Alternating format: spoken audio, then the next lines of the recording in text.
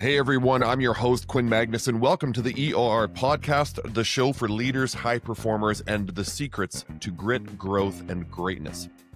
I want to ask you something. Are you an organization looking to build a rock-solid strategy that will grow your people and end up in increased productivity and profitability?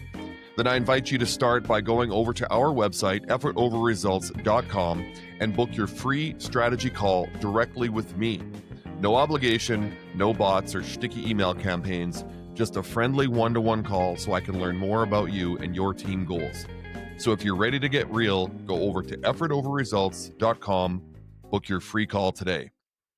And now, let's get back to the show. Today on the EOR podcast, our guest is Joseph Drolshagen, better known as Dr. Joey, the rapid growth specialist. After 28 plus years climbing the corporate ladder to VP of sales, Joey transformed his life by retraining his subconscious mind and earning a doctorate in psychology. He's the creator of the Subconscious Mindset Training, SMT, and named a top business coach by New York City Journal for 3 years straight. His inspiring journey from humble beginnings in Detroit through financial struggles to a thriving coaching practice is a testament to mindset's power. Whether you're curious about overcoming self-sabotage, aligning your habits with your vision, or scaling your business without burnout, Joey is here to guide the way. Joseph Drolshagen, welcome to the EOR podcast. Let's go. Joey Drolshagen, super pumped. We've already had a great conversation leading into this, and welcome to the EOR podcast. How are you doing today, sir? Great. I'm doing great, and it's great to be here with you, Quinn. I'm looking forward to a continuation of a conversation here. Yes, sir. The energy is good. I love that. I like having the pre-podcast chat and talking about things and connections. You're from Detroit originally, so we talked about the Lions and the football connections there, and also our careers. Like, we kind of realized there's a little bit of similarity, and that's where I want to start today. A 28-year career in corporate America, let's call it, VP of sales, the grind of the white collar. And I just finished up that too, basically. So we have some similarities there, but that transition into mindset and coaching has to come from that journey. It has to come from people you've met, from inspirational people, from things that have happened to you, life experiences. And that's what happened for me. And we can talk about that later. But I want to know, how do you go from that 28-year career of the white collar corporate America into this mindset coaching and really wanting to help others? Let's talk about that first. Yeah, sure, Quinn. It started out when I was 22 years old, before I was even in corporate America. And I just couldn't figure out, growing up in Detroit, low income family, things like that and stuff. I had a set of programming in me that said things are hard. Things are really hard if you get them at all. And that was program. And that started playing out when I got into my adult years, and got out of school, into the workforce and such. And so I've really been a student of this for 4 decades now. And so as it evolved, it wasn't like there was like a moment in time that brought all this about. It's like a continuous learning, to honestly starting out trying to fix my own life. So I'm a guinea pig for all the works I do today. And so as I did that, and from the ground floor of sales, and started understanding my programming, all that stuff, and then how to shift that around, it started opening up to doing greater sales. And then that got me promoted into higher levels and such. And then I would work with my team and elevate them, a greater percentage of my team to top producers.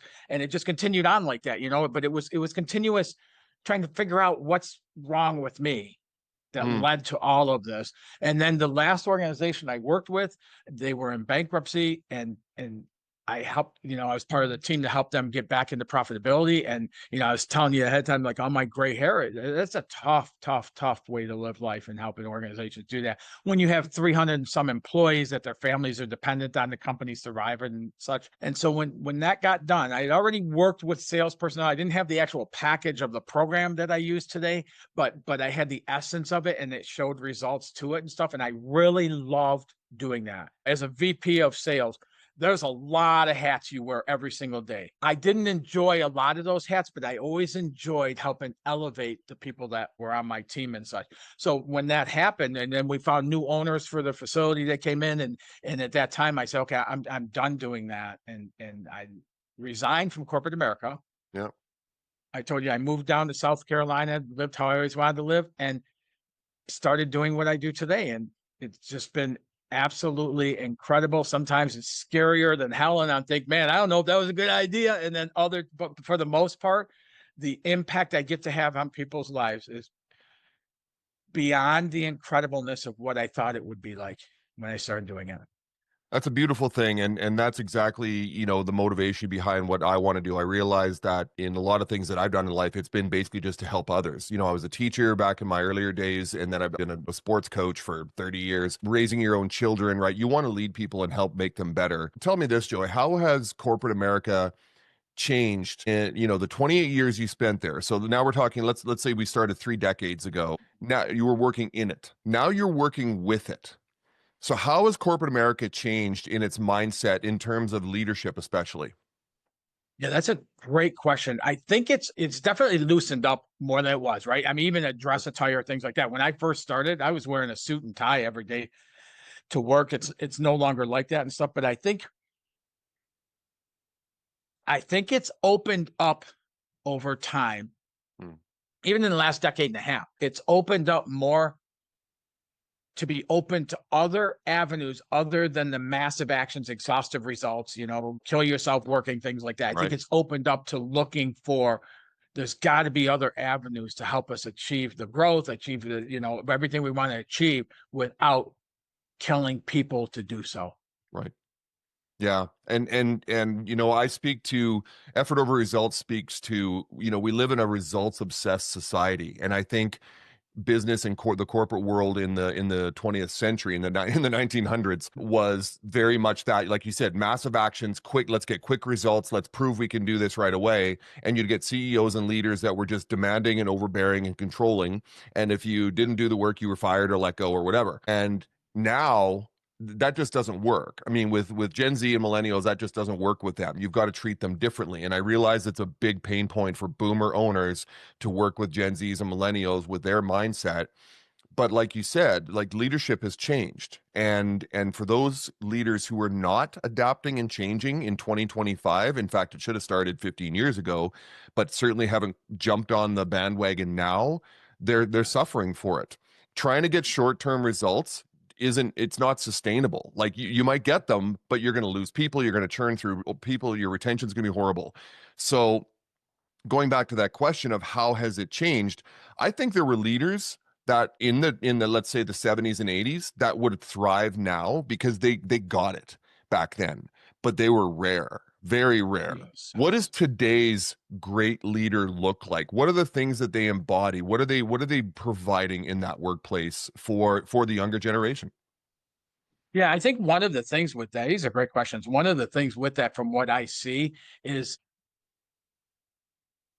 even in leadership, leadership was never meant to learn out of a book. It wasn't. You look at our great military leaders and stuff like that, they called plans and actions and things like that wouldn't have been the selected strategy that have allowed them to conquer in doing so. So when you look at that leadership, I think it's more because of having to tailor, especially millennial, man. There's such a huge difference, like you said, between boomers, and it's so huge that it helps. They have to redevelop that. Like, one of the things I notice in a lot of corporate sales environments is millennials will get in there and they'll work till they got enough money to go do what they want to do, and all of a sudden they stop showing up, they stop working hard until they want something else, and then they'll grind it again, and then and it's different work pace even than Yeah. what it used to be. And so the best leaders I come across are leaders who work on themselves, and they work on that, developing their own internal leadership, and not get it from a book someplace, because as they're developing it from within, now they can alter that, and they can help to inspire, motivate the millennial sales teams and things like that to start producing at the level the organization desires and such, without firing and hiring somebody else and going through that whole loop again. But there's a lot of organizations that are doing that still, the old type of schooling, like, you don't fit our model, get rid of them, bring more, and continuing to do that. Yeah, and I think the 20th century model of CEO and C-suite leadership, the demand and controlling, overbearing, basically just came from the demands and overbearing of the shareholders, right, of the stakeholders of that particular company. So you take a look at a Lee Iacocca, or I'm trying to remember, for IBM back in the 80s and 90s, and it's like, oh, they had a different mindset. But here's the thing: is that you mentioned this in your last statement, you said they need to take care of themselves. And it doesn't necessarily come out of a book, although I will reference Kevin Lawrence's book, Your Oxygen Mask First, which is very important for leaders to understand that you need to take care of yourself, both physically, mentally, spiritually, to be the best for your people. When you are in a leadership role and you feel like you have something to prove, maybe there's even a bit of imposter syndrome there, you are going to burn out, because it is just a nonstop grind of trying to prove that you are the leader and you're going to get people to get the results. But you're also burning out physically and mentally. And it's important. And really worse than burnout Yeah.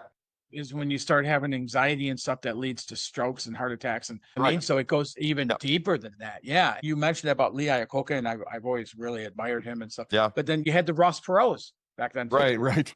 Which was the other side, right? So we've had both of it and stuff. And when I say that about books, what I'm saying is leadership. Like, a lot of people will go to college and they'll take classes in leadership and things like that. I teach leadership seminars and long-term training, things like that with it. And so it's a whole different type of thing than what you get out of a classroom, is what I was saying with books. Yeah, there's a lot of helpful books on leadership, but the ones that I like the best are the ones like the one you're talking about, where they lead into, I have to tap into that and then bring that outwardly. Yeah, and I've never been, nothing against people with MBAs, but I've never been a fan of somebody getting a leadership role because they have an MBA. It's like, so you have this degree, this master's of business, that just automatically makes you, no, it doesn't. In fact, you could have not even finished high school and still be a better leader than someone who has that college degree. Nothing against people with college degrees, but the best experience you can get is to be in the trenches. The best experience to understand what it's like to be a business owner isn't in a book. It's being a business owner and making the mistakes and screwing up and having to live through it and eating, pardon my French, eating shit for a while and then recovering from it and never giving up. I love Alex Hormozi because he basically says there's no failure in business. It's an infinite game. And that was actually Simon Sinek. But it's like, you can't give up. That's the only time you lose in business, or really in anything, is when you give up. But let me get back to what we were talking about in terms of that leadership. Leadership today, in my eyes, it's based more around servant leadership, meaning this isn't about you. This isn't about, look at the numbers I produce with my team and the results, and the company's doing great. Don't get me wrong. Results are fine, but our mantra here is effort over results. It's like the hard work you put in. Let's recognize that. So in today's corporate culture, which you are now working with in your coaching role, what is the messaging that you're seeing in those businesses and organizations you work with, to that, once again, going back to this younger generation, because this is always a bone of contention for a lot of boomer owners and older Gen Xers. It's like, well, they don't have a work ethic. No, they do have a work ethic. Gen Zs have a great work ethic. They're just very resourceful. They're very efficient. They get stuff done quicker when they want to do it, but they want to feel like they're part of something. They want to be valued. And once again, I go back to our mantra here. They want to be valued for the work that they put in, not just for the result, because results just end up in burnout. It happens with kids that you coach. It happens with students you teach. It happens with your own children that you parent. If all you are building is their self-worth based on results, that eventually gets old and they give up and they quit. Yes. And where I specialize in that, Quinn, is there's ways we can align the effort that we're doing. Yeah. How about that? Bring increased results to what we're experiencing. So does that have something to do with the SMT, with the subconscious mindset training? It sure does. Yeah. So the SMT method is geared exactly what you're talking about there. Because you're right. When somebody focuses on results,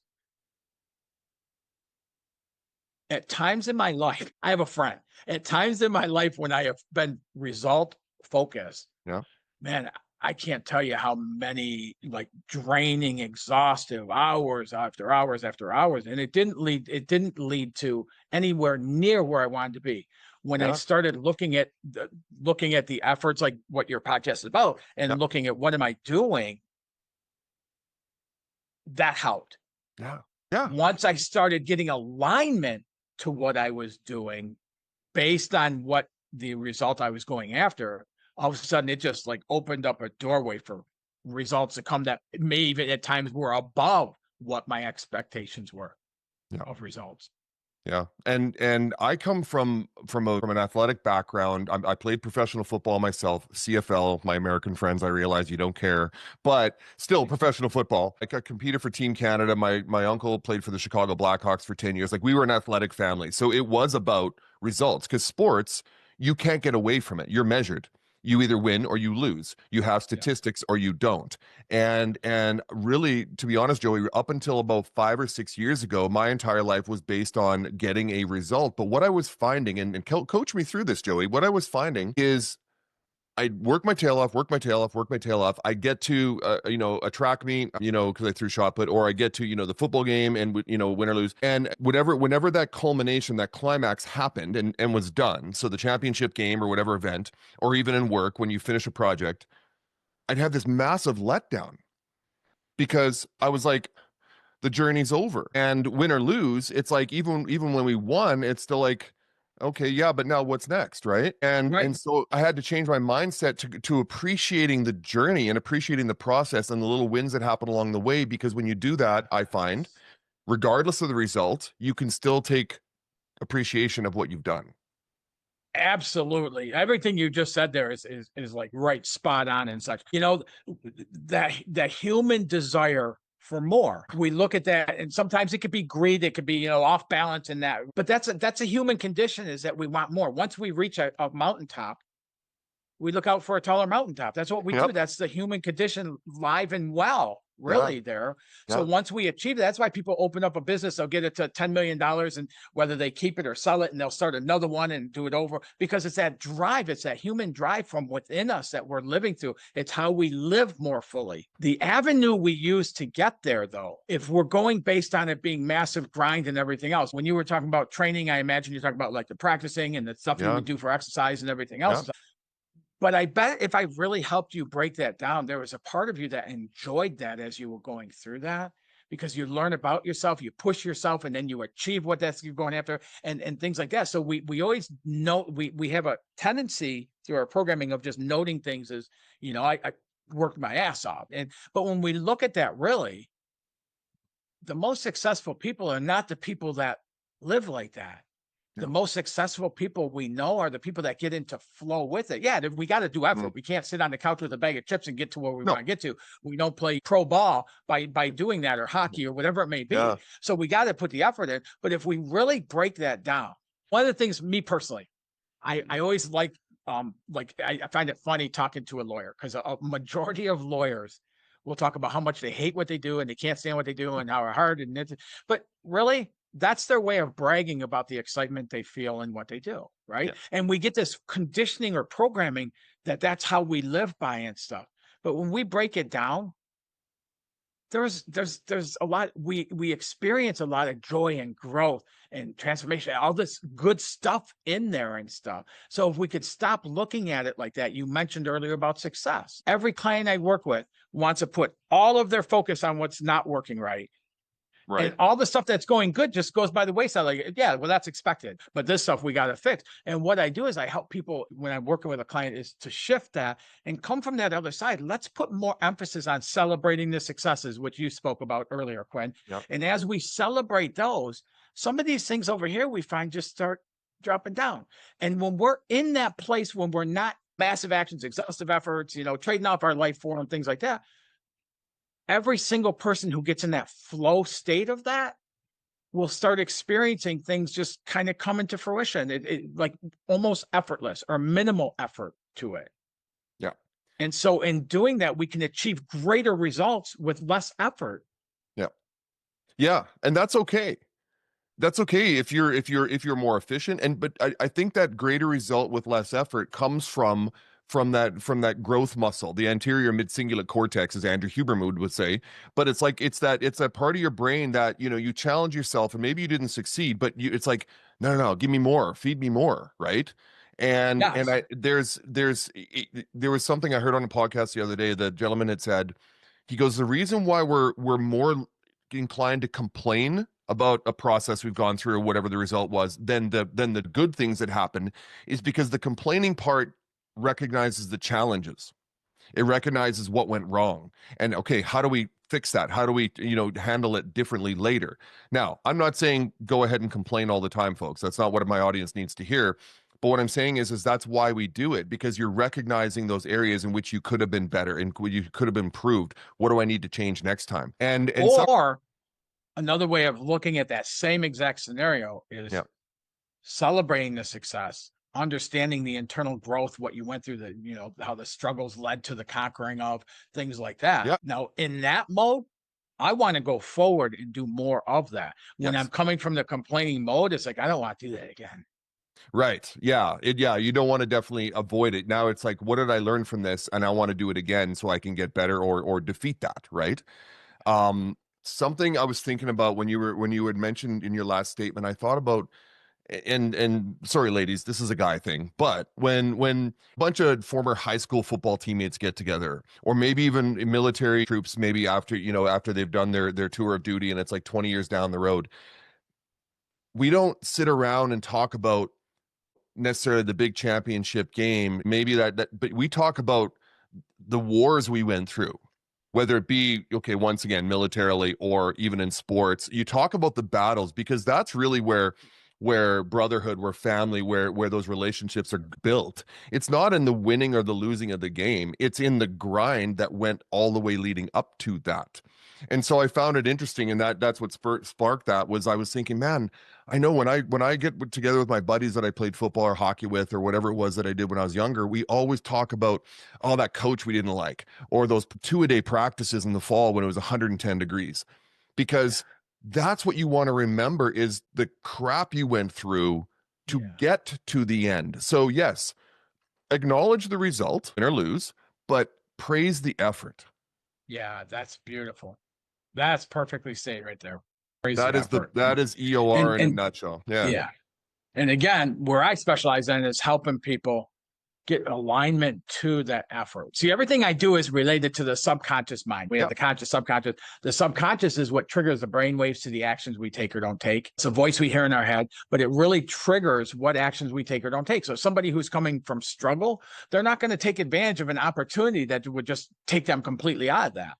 Because their programming won't let them do that. So what I do is I help people get that alignment into what they want to achieve. So we have to look at results. What do they want to achieve? But then the effort, part of the SMT method, is developing systems of accelerating habits that are unique to the individual. So you and I would go through the same thing, but you would have, even if we're trying to get to the same goal, the same vision there at the end, you would have actions that suit you and fit you, and I would have them for me. But we spend so much of our effort trying to contort who we are to fit a model of something that somebody says is successful. And so it just makes it so much harder with less results. So when we get that alignment going there, now we start developing a model that fits who we are. And all of a sudden we start seeing opportunities and things opening up easier. And so we end up with greater results for the efforts we put in. Still have to put effort in on both sides, but how we do so differs. Man, I love that. The analogy that just popped in my head when I thought of that was, if you and I, because you're in South Carolina and I'm up here in northern Saskatchewan, Canada. If I said, hey, Joey, let's meet in Los Angeles in a week, you're going to take a different path. You're going to stay in different hotels, eat different food. You might even get there a couple days before me, but we're still going to meet in Los Angeles, meaning same end result, different paths, different efforts, Yes. And what we have today, Quinn, is we have so many things that teach us, here's the route. And they never even know anything about us, but they're telling us they have our roadmap to success, things like, but they don't even know who I am. The ABCs. So how can they develop a roadmap that's going to fit me? So, and I learned this again through, like, I was the guinea pig of all of this stuff, because I took a lot of different programs and books, this and that and everything else. And it was like, I couldn't contort myself enough to be successful doing those things. So once I understood the subconscious, once I started understanding how to, and learned how to reprogram that and identify and reprogram and such, then I started coming out and going, okay, that doesn't fit me. I'm not going to take that action.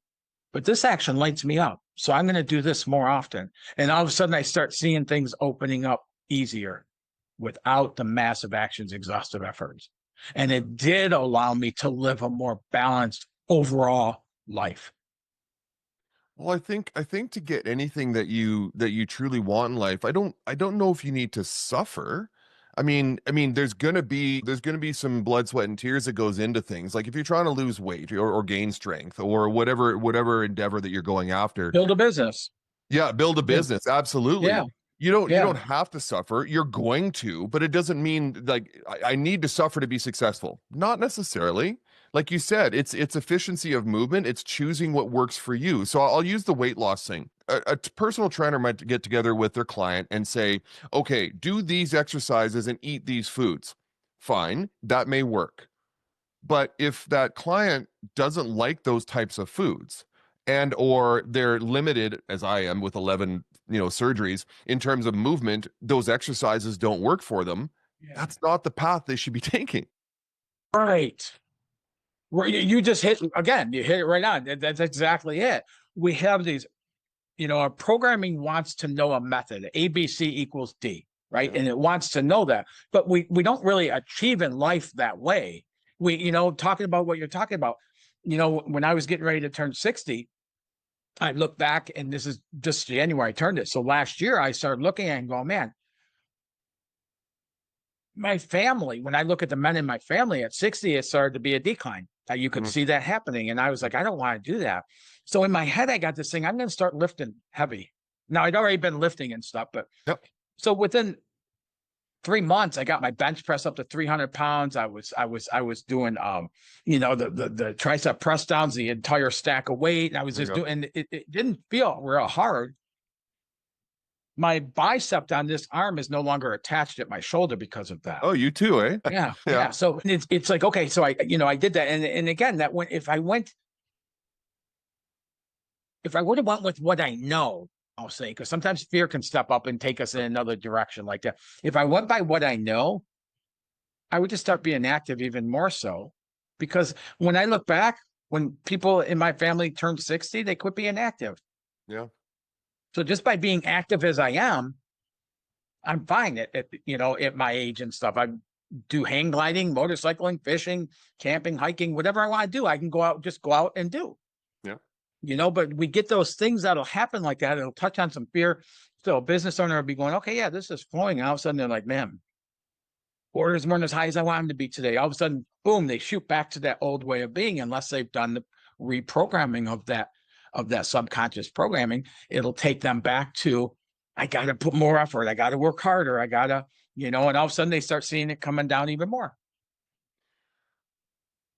So here, what you just said about, how you've changed the way you lead your life at 60. Bear with me when I go through this, but it feels like to me that humans in general, and I'm talking like several hundred years in the past, have always looked to authority to help them determine how their lives should go, whether it be the church, whether it be government, whether it be, even just your teachers and things like that.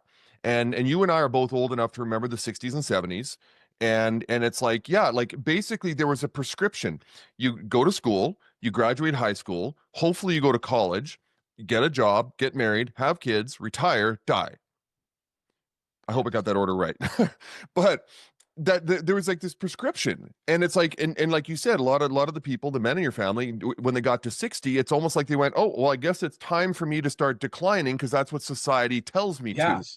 Yeah. And what I do love about the 2000s and 2025 especially is that people are breaking through that bullshit, right? Yeah. They're basically just going, no, I don't know. I'm 60, like I'm 55. My son looks at we're building a deck the other day, and he looks at me, I'm just wearing shorts and flip-flops building this deck. Maybe flip-flops wasn't a bad idea. But he goes, I'm looking at my future, Dad, and because he's looking my body up and down. He goes, you know what? He goes, holy crap. He goes, you're still in pretty good shape. He goes, I know you've had a lot of surgeries, but he goes, you've really left a good example for me that you're not just giving up.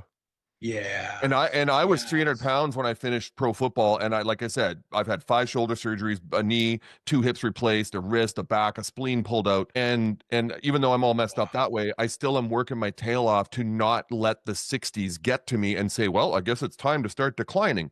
So I love what you said there, Joey, because I think society has finally just said, no, I'm not following our young people today.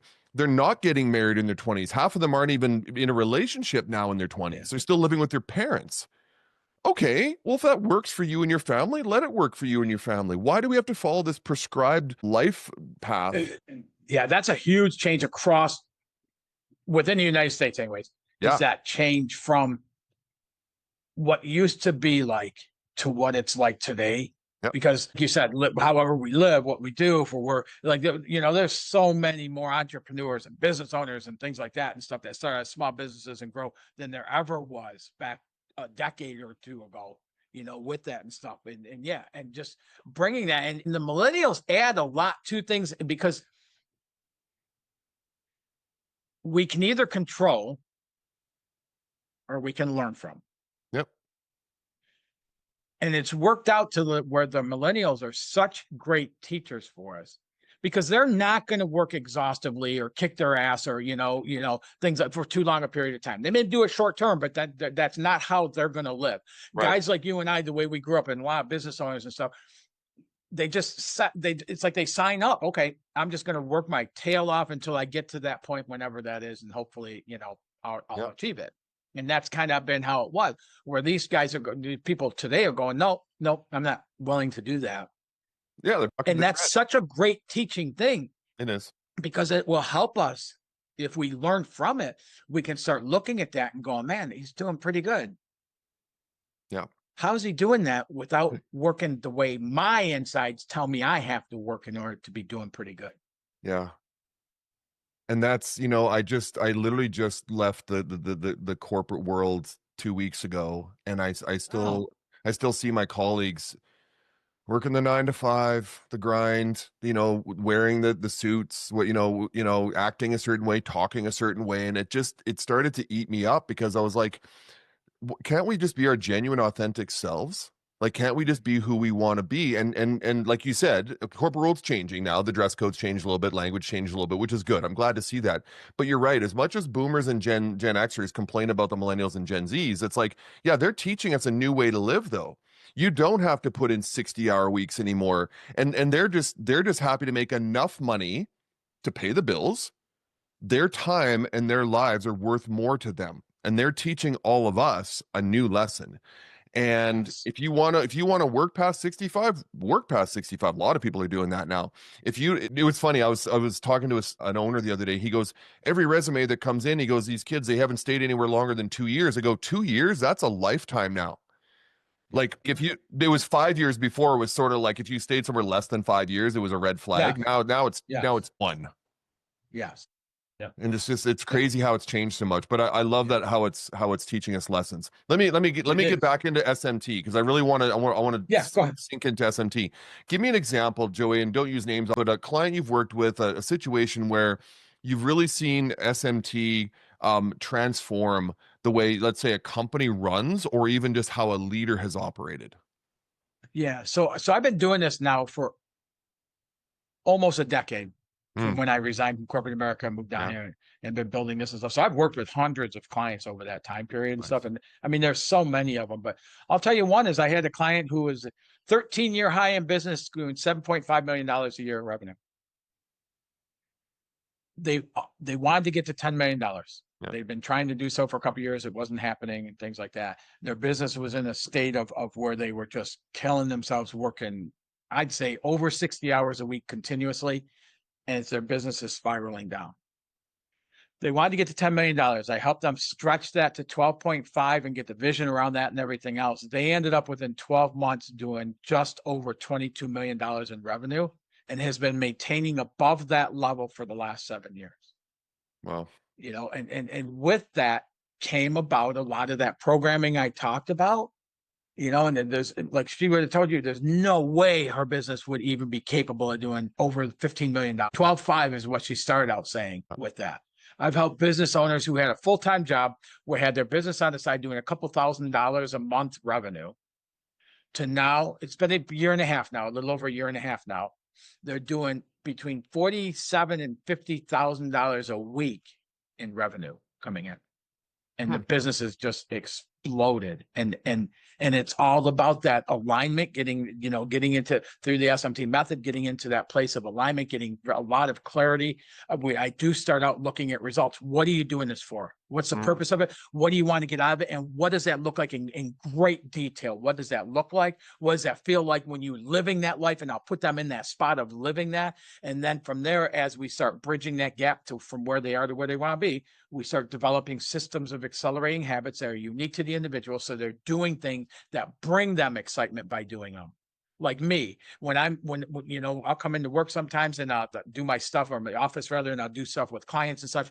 And then I'll go home, and then I might come back 8, 9 o'clock at night, and I go in my next room over here is my studio, and I'll film till 3, 4 o'clock in the morning. And when I get done, Quinn, I can't go to sleep because I'm so excited. We look for things like that. When we do that, now look at millennials and in the workforce right now and the huge turnover and things like that. Yeah. When I can work with a client like that and ignite that, it's not that they start living like we lived, but they have a drive to continue that. And as they continue that, and then I work with the organization to compensate fairly for that and reward that and things like that. Now, all of a sudden you'll get somebody who every 1.5 to 2 years would be leaving. Now they got 5, 6, 7 years within an organization that they've been there and they still love it. Yeah, it's all about, I mean, I've never known a decade in which culture and environment was more important than now, especially because of the age differences. Because once again, back when you and I were younger, when we had our first jobs, let's say it just was what it was. You listen to the boss and you got shit if you didn't, and you got a paycheck. That was your bonus, was, hey, I'm paying you, right? And you just accepted that. And we're sort of, I know you're a little bit older than me, but we're sort of that last generation that felt that. And now I'm seeing the younger Gen Xers, they're in their late 40s, and now the millennials, like you said, lead differently. I mean, there's certain industries where, I mean, you can't do the flexible hours, you can't do the hybrid remote stuff. I get it. But these business owners that are just so set in their ways, it's like, no, I want you in the office. Well, I can do my job from home just as productively. No, I need to see that you're doing your work. It's like, are they doing their work? Do you have metrics? Do you have measurements for them at least? Right. Yes. Are they hitting them? Objectives are exceeding them. Yeah. Then leave them alone. That's all you need. Right. Yeah. Yeah. It boggles my mind. I want to keep going into SMT, but I want to talk about, you mentioned dynamic visioning. Okay. What role does dynamic visioning play in helping clients make that shift from more or less being dragged and pushed by pain to being pulled by purpose? By a vision. That's beautiful. It's almost like we warmed up on that one, but we didn't. Yeah, that you know what it is exactly what you just said right in there. If you look at that, when we're pushed by pain, we learn and we grow. When we're pulled by a vision, it's kind of like being in a kayak in the river. Pushed by pain and things like that. As I'm doing it my way, you're traveling upstream to kind of get to destination here, or you can go with the stream and end up getting to the same place with a lot more joy and relaxation and enjoyment to the whole thing and stuff, and just that flow. And the dynamic vision, the way I utilize that in the SMT method, is to set up, what do you really want? Quinn, I talk to so many people who are even business owners and things like that, and they might know the number they want to get to, but I ask them, why is that? And there's nothing substantial behind it a lot of times. And if there is, a lot of times, people will tell me all the time, I want $1 million. I go, why? And they go, well, because I don't want to ever fear money again. Well, you're never going to achieve that no matter how you go about it. Yeah. So the dynamic vision is to get the clarity of what it is you really want. What does it look like to have that? A lot of clarity into what it looks like, but then that's a powerful vision. To make it dynamic as we add that feeling tone to it. What's it going to be like being that person living that life? I had a client who wanted an ocean home at one point. Okay. And so in the process of that, what I did is help to build the vision. And we start out by just looking, okay, what does it look like? What's the house roughly look like and stuff like that, and then we start getting more detail. What's it like inside the home? What's it like, what views do you have, where the windows, all that stuff, how's the layout, all that stuff. But then we got into the next step of it. What's it feel like to pull up in that driveway knowing you live there? What's it feel like when you go up just before you open that front door to walk in? What's that feeling tone of that? What's the feeling tone when you're sitting in your great room and you're looking out, or on the back balcony, and you're looking out at the water and things like that? Within a year, that person had that home. Yeah. But when we just go about it haphazardly, kind of, because unless we have clarification around it, it's almost like a moving target that we're trying to hit. So what we do is we hone in on that. Now, here's the next step with it. Now you got this vision. It excites you, right? You got the clarity, you got the feeling tone, all this stuff with it. And so now we start getting into that vision. What we do is we start using that vision as our future reality. So now all of a sudden, we hit situations, circumstances that come up in anything we ever do, right? Mhm. Instead of them pulling us away and causing fear, anxiety, stress, overexhaustion, things like that and stuff, they become more speed bumps, because it's like, this is what it looks like as the vision is unfolding. So they don't have the power to start controlling us and ripping us out of what we desire and making it like we can't have it and causing all the upset that comes with it. So as we're going through that, part of it is where we start developing the systems of accelerating habits that are unique to the individual. They fit the individual. I don't ever work to try to fit an individual to a process. We fit the process to the individual. And now they start doing those things. And when you're doing things you like to do, you get excited by doing them, right? So then we find more time to do those things. And in doing them, all of a sudden the person's lighting up and their results have grown beyond what they're, way shifted around, where at one point it's all this effort and minimal results. Start shifting that around. So it's not that we focus on the results. Yeah. It's just, if we have a matrix for it, that's what's our bottom line. What are we achieving based on the efforts we're putting in? And if we're putting in, gobs of effort to it and getting minimal results, something's probably not right in that mix there. So we start shifting that around and we start putting less effort, but aligned effort to that vision. And now all of a sudden we see the results start weighing down and the efforts start loosening up, and we live more balanced lives, and we get to enjoy more of what we're doing in this lifetime. This reminds me of, well, I guess it's my quote, I think it is the two greatest enemies of a business owner, and this may apply in other fields, but a business owner is ego and distraction. I sent that out on LinkedIn one day a couple of years ago, and it really hit home for a lot of people. But then some people are like questioning, like, what do you mean by that? And I said, well, like you had just said, Joey, it's like, if you understand what the result is that you want, that vision, that clarity, and I call it set it and forget it. Okay, I got the vision. I know where I'm headed. Okay, it's a city, let's say, but we're heading towards that, but set it and forget it. Now, what are the inputs required? Okay, what's the playbook look like? It's almost like a team getting ready to play a championship game, or even just a week-to-week game. We're preparing for this team. The result we want is a win. What's the playbook this week, or this quarter, this year? And the second that things don't go quite right, which is a distraction, ego falls into play, and they're like going to protect the ego and protect who they are in the company by changing the playbook all of a sudden, because they're so afraid that it's going to continue to go down the path of going wrong. And so they let ego get in the way because they're afraid to look bad, or they see some opportunity they think is this grand opportunity that's going to get them to the result faster, and they get distracted. Yes. And they're off path now. And that's why ego and distraction, I think, are two of the greatest enemies of a business owner who's trying to achieve their vision. And I think that still rings true, because it's like, if you have a playbook, if you understand the inputs that are going to get you to an end result, stick to it. If you have a playbook for a team and you're down 7-0 on the opening kickoff, do you just go, well, screw this playbook, we're just going to start throwing it deep? No, you're not. But that's what business owners tend to do. It's like, because once again, we're results obsessed. God forbid we don't get to the results, so let's just change the whole game plan to make sure we, and it's like, but you end up actually making things worse. How do you feel about that statement? I agree with you 98% of it. Yeah, let's go. 96% of it. Challenge me. Love it.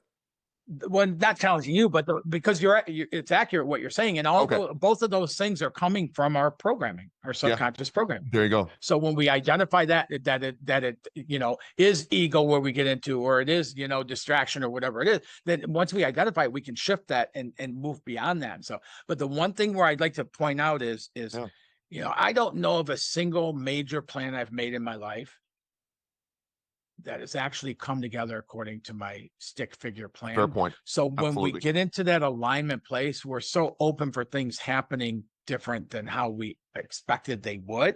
where ego would stomp on that and not allow that. And then people start experiencing reduced results.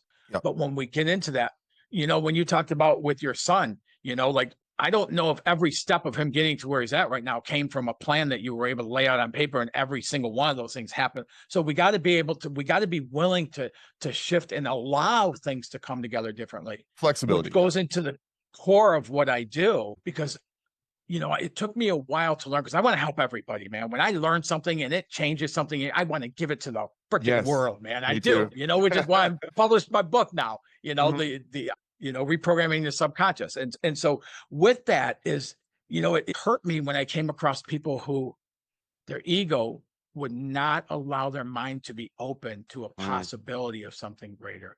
So if somebody talks about, the only way to get something is you got to grind and trade off your life and massive actions and all that stuff. It saddens me that that's all they'll ever experience. And all they got to do is open their mind, and different avenues can show up to allow them to do that easier, quicker. You know what? I'm going to thank you for that, for opening my mind to that, because I'll tell you what, the effort over results philosophy is to be directionally correct, not absolutely correct. Meaning we understand where we want to go, but there's going to be distractions. There's going to be, like you said, the plans don't always go as planned. You're going to have to adapt and adjust and be flexible to it.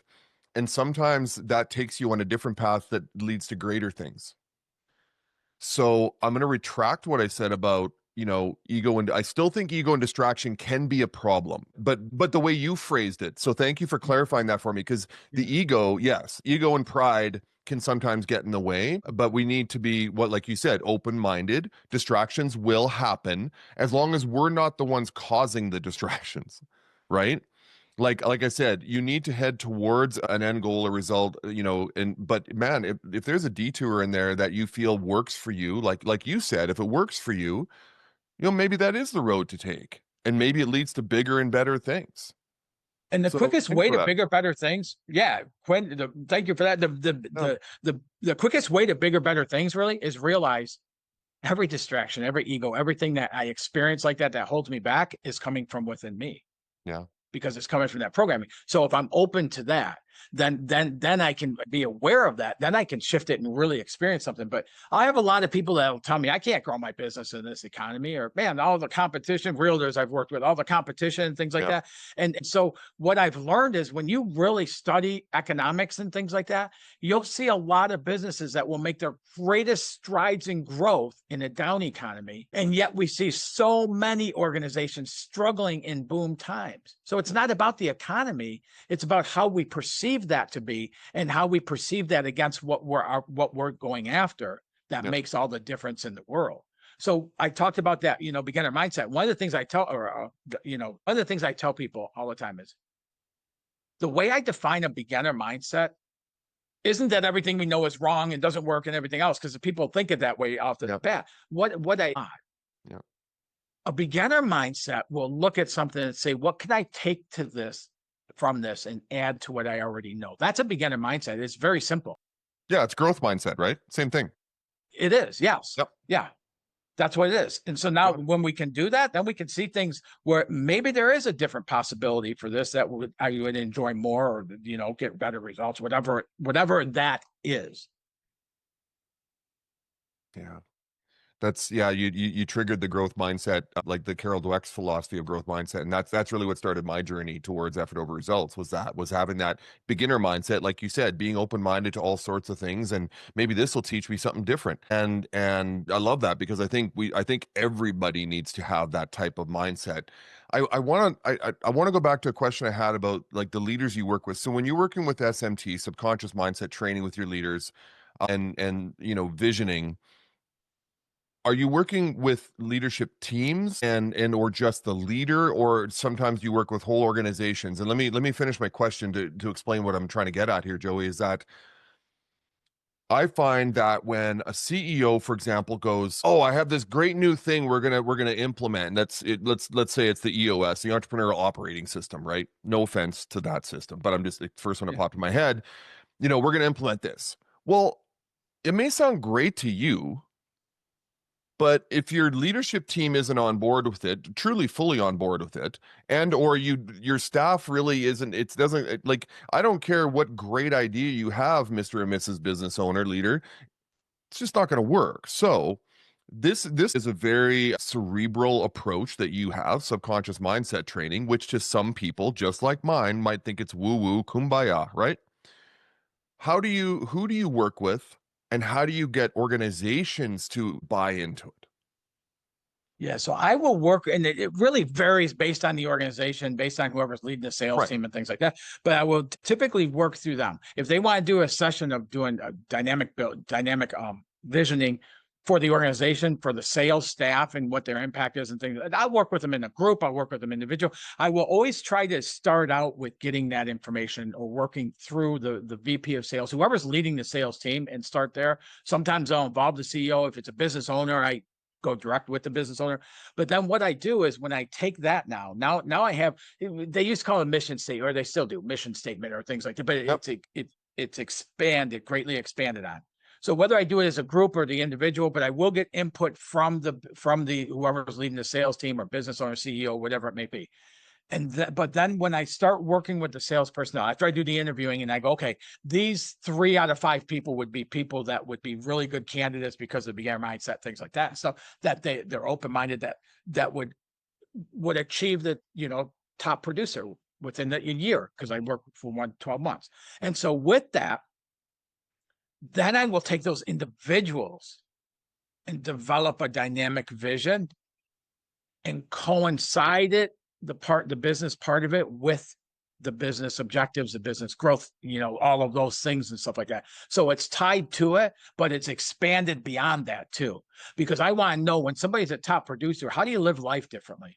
Well, where do you go for vacation? What kind of things you do for travel? How do you, give back? Like, all of that stuff is built into that dynamic vision. So for the corporate side, it'll be kind of an expanded mission statement of where the business wants to go to and such. It won't have the outside stuff to it, but then when I break it down to the individual, and then we take from that and we start looking at their part in that. Mm. Okay. Make sense? That's making more sense now. No, for sure. Yeah, because I know, and I would imagine I mean, maybe I'm wrong in this statement, but it feels like with larger organizations, let's say 50 employees or more, I don't know if that gets easier or harder to try and implement an SMT approach, but it's okay. I'm trying to apply this now for effort over results. So when I work with a company, I'm generally working with the leadership team, because they need to change the way they approach their staff, the people they're leading, how they praise them, how they Yes. recognize them. Yep. And I don't want them to let the staff know that they're going through this program. I really want them to just start to let it sort of work its way into the fabric of the company. And it's the messaging. It's like you said, it's the way they handle certain situations. Are they curious, not judgmental? All that. And that's what it sounds like, the approach that you're taking. It's like, listen, we don't need to tell everybody about SMT. It really starts at the top. And that, it's that exemplary leadership, that servant leadership. You need to change how you approach things, because it's modeling from the top down. And so, yeah. And even though the focus is on the sales personnel, it is. And then I will, every organization I work with, we do some tweaking in their, there's compensation plans and things like that and stuff because money drives salespeople. Yeah. It does, Yeah. and so we'll make adjustments there. I'll take things back from the vision into the individual, and I'll bring that back and forth between them and stuff to whoever's leading, CEO, whoever it may be, and help them to redefine that vision so their people have ownership of it as well. Mm-hmm. So Mm-hmm. now at the end of the day, you have the vision, you have these people that are top producers that were in the middle of the rung someplace, and you have a vision statement that's produced on ownership at multiple levels within the organization. I like that. I'll tell you why I like that, because I've worked with enough companies where I generally will ask the leadership team, I'll say, I noticed that your vision statement, your values and vision statement are on your website. I go, it's listed there. There's 5, 7, whatever it is, statements. I go, everybody take a piece of paper, write them down right now. Even the CEO can't write them down. They might get 1 or 2. Why are they there? For Why are they even? I worked for an organization, they would put this vision statement, mission statement on the back of your business cards. And Well, so it's I'd go got to be around and go, hey, everywhere. what's the mission statement? And they go, Yeah. I don't know. And it's like, well, flip your card over and you will. Yeah. But it's not taken into, and that's part of the other thing is you can have all these great things and they can be worded perfect and everything else and stuff Right. like that. But if you're not putting that on, if you're not getting in the place of that, of seeing it, and that's a dynamic vision. If you're not putting it on and getting into the place of seeing that happening, it's useless. Yeah. It's almost like a sales tool you're hoping to attract somebody based on. Oh, You're not, it's virtue signaling. yeah. For a lot of companies, Yeah. their mission statement, it's like, you know, Yes. we are people first and we take care of our employees and our customers, and then they absolutely don't. So it's virtue signaling. Or even the value statements of a company. It's like, you know, they have these 5 to 7 statements where about the values of this company and they don't follow any of them. Well, then don't have them because it's all BS. Your employees are going to know it's BS and they're going to quit because already right from number day one, they're like, okay, they're lying already, you know, things like that. Yeah. And so, and Yes. I had one company I challenged. I mean, to be honest, they fired me because I challenged them on it. I'm like, that's fine. Go ahead and fire me. I called you out and you weren't willing to change. So let's see how that goes. I'm not here to be a yes man. I'm not here to tell you how great you are. I'm here to challenge, you know, what you're doing. Let's I'm not changing topics, but I don't want to go too far down a rabbit hole. So let's talk about new business owners. Let's say someone's a solopreneur, you know, just starting out, you know, they one employee, maybe their spouse works with them or whatever. What should they focus on first? Strategy, marketing, mindset. What's first when they're first starting out as a business owner? You will always answer this the same way. Okay. They should focus on the vision of why they're doing what they're doing. Okay. And get that vision built. Right. Once you have the vision built, see, that's the cool thing about what I do, Quinn, because it doesn't say, okay, we focus A and then B and then C. Your way of focusing on that would be different than anybody else's. Right. So the way I'm able to do it through the SMT is take that person and where they're guided to. Some people are based on, okay, how do I get more leads? Okay, then that's what, okay, how do I get my market? Okay, then that's what and it comes from the individual once we have the vision, because now you got the excitement brewing, now the creativity is flowing, and then that guide. I don't have I have the method set up, but I don't have, okay, we look at marketing first, and then we look at this, and then we look at that. There's some people I work with that are newer to it who have never done sales, business owners. And so they're afraid to pick up the phone, or they're afraid to go out and meet with people and things like that. So I start there with those people and stuff. You know, I'm a huge advocate. If you're a business owner, you need to spend some time doing your own sales, because then you're going to know what your salespeople deal with, and you're going to know how to instruct them and guide them and things like that. And you're going to know if somebody's bullshitting you as well. And if you don't do it, it's always guessing. So I, you know, but yeah, so the which comes first, second, third, it depends on the client. Well, it sounds like that's a combination of strategy and mindset, right? That vision of what's your purpose. Well, you know, there's some strategy there in the sense of, but the mindset really is why are we doing this? Like what is the purpose here? And everybody's got different purposes. For some, the people that say, well, I just want to make a ton of money, it's like that right away is a red flag for me as a coach. It's like, okay, well, if that's your only purpose of why you're doing this, just to make a ton of money, I don't know how long that's going to last. Maybe you don't want it to last long. Maybe you just want to grow something, make a ton of money and sell it or leave it. That's fine. But yes, I believe that, you know, when you talk about vision, I really like that. And I've been speaking a lot to that on the podcast and in this quarter, is that vision and clarity of that vision is super important. But then, and I think I'm going from a quote from you, Joey, dreaming unrealistically. What does that have to do with the vision? And why is that so powerful when someone can dream unrealistically, and are those two connected? Yeah, it is. And one of our mental faculties that we have that we squelch so often is our imagination. Yeah. Right. Right. And so we look at that as not rational, not logical. Yeah. But really, that's where all of that exists in there. When we see the full size of our visions and desires and stuff, it comes from imagination. So we have to spark that imagination. And as we do that, as we spark as we go into as we spark imagination, we close down some of the logical thinking. Mm-hmm. As we open up logical thinking, we close down some of the imagination. They can't both reside at the same level together. So what we do is we take a break from the logical, because the vision isn't going to be a logical pathway. A dynamic vision, one of the ways I define that is you have no idea how the hell you're going to achieve it. A vision so big, you have no idea how the hell you're going to achieve it. So then we start breaking it down into pieces, like what you talked about, whether we look at sales, marketing, whatever the avenue is, and we start moving along those lines, but we got that excitement for it. Now we get a success in the process early on, and all of a sudden it starts lighting up more of that vision. We can start seeing those things coming together. But in logic, we always look for the how. How am I going to do this? We look for the strategy, the action plans, the reaction plans, plan A, plan B, all this stuff and everything and stuff. And it never unfolds to our plan anyways. So again, according to the great name for your podcast here, is if we're looking at how we're going to place effort, that's all we got to look at. Yeah. And doing that with that alignment, those results will start showing up.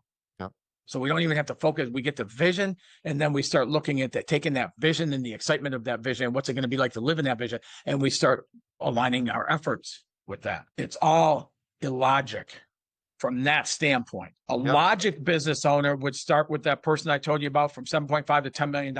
Logic says that's as far as I can go. Right. Which is a fixed mindset. Right. It is. I think that's all we can do. And it's like, okay, well, you've already have a limiting belief right there. It's almost, and what happens in that, Quinn, is we start settling for mediocre scraps of what's really possible for us. So now $10 million, if I didn't know what I know and the SMT method and everything, I could just settle it at $10 million, and she probably would have done $10, $11 million and been happy with that. But we get to see that explode into $22 million because we went to 12.5, and then we went to 18, and then from there, the year landed at over $22 million. That's like just incredible to see that happen. And then that's part of my excitement, really, because like just that I get to be a part of this in people's lives is so incredible and fulfilling beyond what I ever expected my life to be. One thing I love about what I do and what you do, and there's a lot of synergies there, Joey, and then a lot of the other coaches I talk to on the podcast, is coaching. And there is a definitive difference between coaching and consulting and advising there and counseling. Really, there is. But what I've noticed is that, and I keep referring back to the 20th century way of doing things, it was very prescriptive.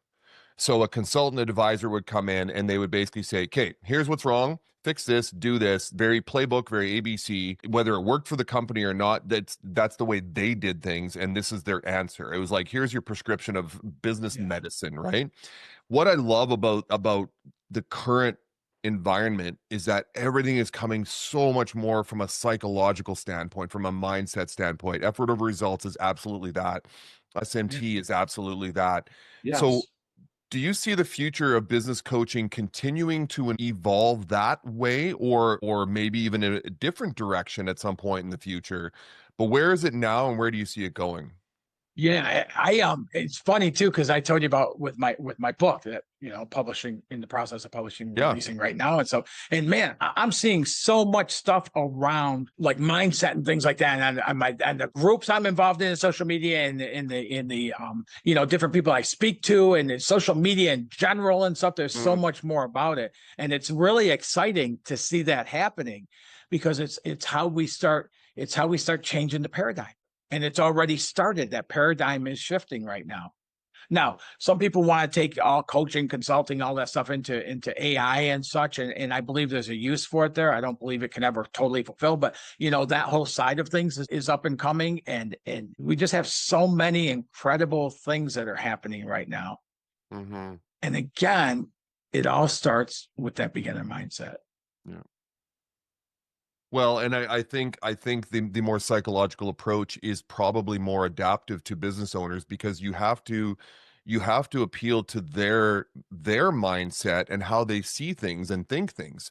Like you could have 5 companies, exact same revenue levels, exact same industry, all operating in the same market, but every owner of each of those companies is going to would think differently. They different perceptions, different backgrounds. It's all going to be different. And this is what I do love, and where AI, I don't think will be able to necessarily replace coaching, because coaching it's cerebral, it's mindset, it's thoughtful. And that's why this and this industry has already exploded. It's going to continue to explode. If someone wants to just get answers about, how to increase your marketing on social media, right, fine. You can go online and find that for free. ChatGPT can answer that for you. But when it comes to changing the mindset of the leadership team and the leader themselves, you're not going to get that from AI. Yeah. And if you Yeah, can, well, I'll be dead by that time, probably. yeah, that's what I think too. And you had talked about that. There's a difference between a coach and a consultant or advisor and things like that. And it's a different responsibility. But both of those areas, for me to really help anybody from any regards of what a title is, I got to understand that person. And what is it you desire? What's holding you up? What's causing you not to be at that level and things like that? Because I know it's always inside. So if somebody tells me it's competition, if they tell me it's state of the economy, whatever it is, I know it's from inside. So in knowing that, then I can better help and assist them, because I can look at it and go, well, what causes you, and kind of break back to that programming, so we can identify what that is, that, and then shift that. And they're no longer afraid of competition or state of the economy, or they don't see that as holding them back. Yeah. Yeah. Let's wind things up here, Joey. This has been an incredible conversation. I've barely gone off my questions list. I've really just gone off of how you've answered and just dug down a little bit in each of those. So I really appreciate the banter back and forth. It's been incredible. Are there what are you working on now? Let's talk about you. Yep. Let's talk about the upcoming book, past books. Let's talk about the website. Let's promote. Let's see how we can get the name and the SMT methodology out there, and let's go. Let's promote yourself. Yeah. Yeah. And I mean, I have 2 books that are published already. I published a book years ago called Life's Lessons. And it's all about how life happens for us and not to us. And when we start looking for those lessons in that, we can start learning, growing, and expanding quicker in our life. And then I wrote Align, Manifest, Transform, which is a shorter book, but it's all about getting that into alignment. Before we take an action or effort into something, we set up that alignment to it. And then my new book is Reprogramming Your Subconscious Mind, the SMT method to rapid results. And that's just being produced. So it'll be out by the time this is aired and such. And so we could put a link in here on where to get a copy and such. Yep. And so I have a special gift for the audience, but it's in the next level for me is I'm starting up an institute to certify other coaches in the SMT methods. So now not only will it expand the footprint of my works now, but even after I'm gone, there'll be a legacy of my life works that'll be active and still impacting people's lives. Isn't that beautiful? Isn't that awesome?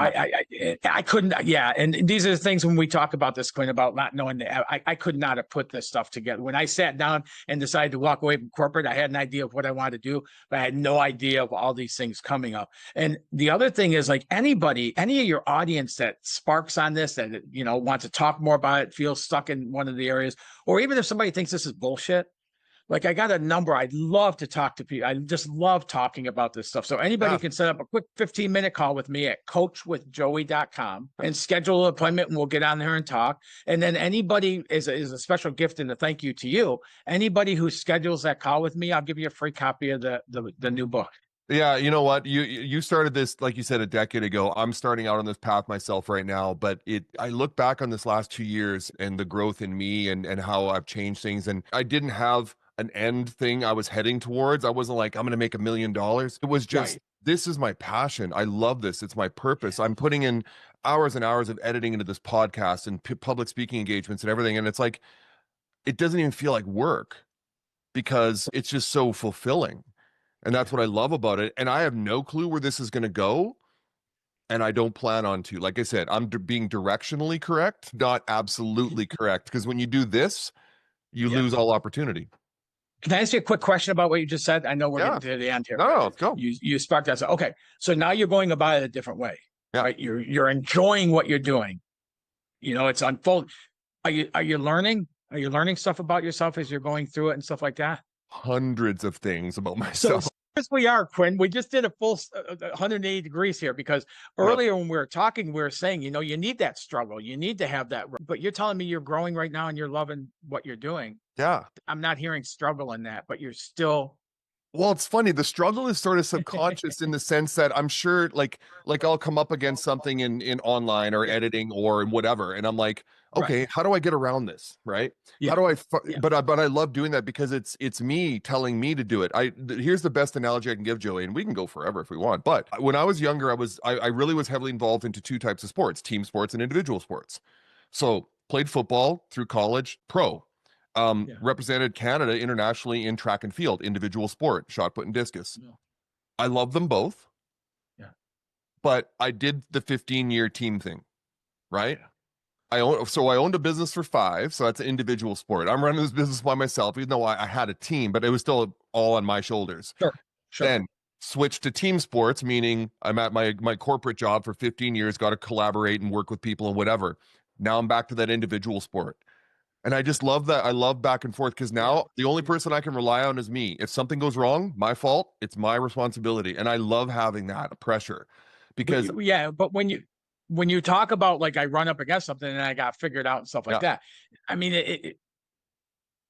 it could be more like creativity and stuff like that. Struggle is when we're grinding massive hours, exhaustive efforts, and you're achieving that without doing that and still achieving results. Yeah, I wouldn't call it. It kind of stuck with me when you said that because I was like, man, you're doing exactly what I'm talking about. But isn't it? I don't know who said it, but it's like you won't work a day in your life if you love what you do. Yeah. I don't know who that was. It was Charlie Munger or whoever it was, but it was like you won't work a day in your life if you love what you do. And that's basically, since I left my corporate job, and it hasn't been long, it's like I'm, putting in 12, 15-hour days, and it's like, no, man, it feels like 4 hours. It's awesome. Yeah, exactly. Yeah, that's why I said about when I go over here and do the filming and my recording at nights and stuff like that. It's like I can't sleep after I'm so excited. So. And I know we're making it sound, I know we're kind of glorifying it a little bit because I know that some of the business owners you work with and I work with are truly struggling. They are truly grinding. They don't see the light at the end of the tunnel. If it is, it's a train. They're burnt out. And it's like, how do you get them to change, how they're thinking about that? Yeah. And that's what the SMT method is it's set up to do. That would be somebody, as long as they got the open mind, that I'd really be able to help with bringing about a change in their realities. You said it though. They have to have an open mind. And you and I both come up against business owners who are just very like, no, this is the way we've always done it, or no, I can't do that, or don't, what, I don't want my mistakes revealed. But man, there's so many business owners, and I find especially in that 0 to 5 million range, the really small ones, small business owners, that they just need someone to talk to. Literally, they just want someone to say, I get what you're going through. I've been there, give you perspective, and just say, let's do a re-energization of this company and of you, because we need to figure out why you're continuing to do this. Because one of two things is going to happen. You're either going to have a heart attack and burn out, vice versa, I guess, burn out and have a heart attack, or you're going to find new energy. But where is it and how do we find it again? Let's go back to when you started this company. What was the energy and the feeling of it? Okay, well, now it's 7 years later, and now you feel like you've hit a rut and you're just grinding every day, just showing up. How do we re-energize you? But that's all mindset. No amount of prescription is going to help that. Right. But along with the mindset is we have to do something different too. We can't keep doing the same thing, expecting different results. No. So that part of it in there with that reprogramming and stuff is what opens up the avenues to allow us to look at things differently. Look at how else could I achieve that? So that may not take 70 hours a week to do and things like, so yeah, yes. Well, and here's the other great thing. Conversation. And here's the other thing, Joey. It's like, what do you have to lose? If you're showing up every day to work and you just hate being there and you're the owner and you barely have the energy to get out of bed, well, really at this point, you have nothing to lose but to try something different, to change the way you're seeing things, to take a few risks, because the risk you're risking right now is your life and your livelihood. Logical sense what you're saying. But when the programming, that subconscious programming is involved, logic kind of goes a little bit out the window. Yeah. And I'm sure it did for you at one point in your life. And it certainly, does for me at times too. And I get energized by conversations like this with you and with other podcast guests. And I the rest of my day is just awesome because I tell my wife about it. But then there's days where I'm a little down in the dumps, right? And you're going to but you have to recognize that you need those days to kind of remind you of why you're doing this. Sometimes you need those days just to recharge, re-energize. And allow yourself. I tell business owners, you know what? Allow yourself to just take a day off, have a half day. But that goes back to taking care of yourself too. We need business owners to stay physically, mentally, and spiritually on top of their game as well, so they can be better. And most people struggling are not living that. Not at all. Joey, thank you very much for today. It was awesome. I think this was just a naturally flowing conversation. We both come from sort of similar paths, and I think the advice that you have given and what we've talked about really is going to help my audience members. Thank you for that today. I really appreciate this opportunity to meet with you. Man, we'll have to talk outside of here.